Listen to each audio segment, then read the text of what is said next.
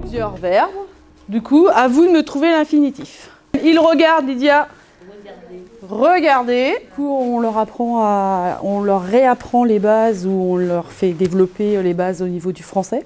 Du coup, on constate que quand on les conjugue, il y a certains verbes qui se ressemblent, mais il y a des fois, ça change complètement.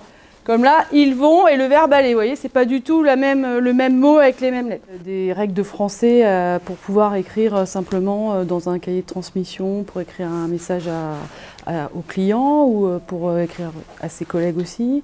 Avoir des termes aussi professionnels.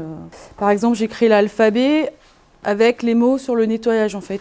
En fait, chaque lettre, il y a un mot en rapport avec le nettoyage. Voilà, on essaye de faire des choses comme ça, des choses qu'ils voient tous les jours et qu'ils peuvent lire au quotidien.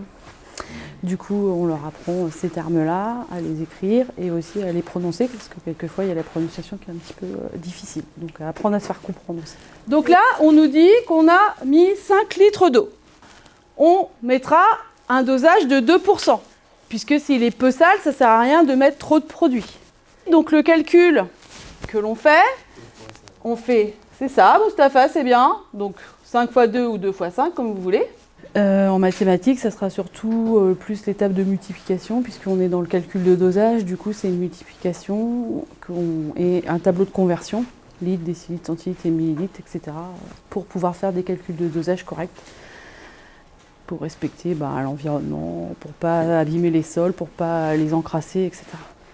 Si on n'est pas dans un système scolaire, déjà on ne les infantilise pas, première chose, on leur dit bien qu'ici on est en formation pour adultes.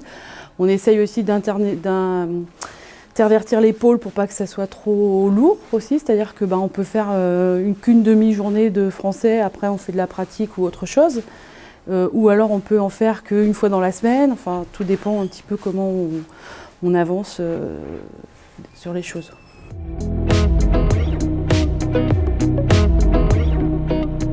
L'apprentissage qu'on lui apporte cette connaissance suffisante pour demain prendre des initiatives au mieux vis-à-vis du besoin du client.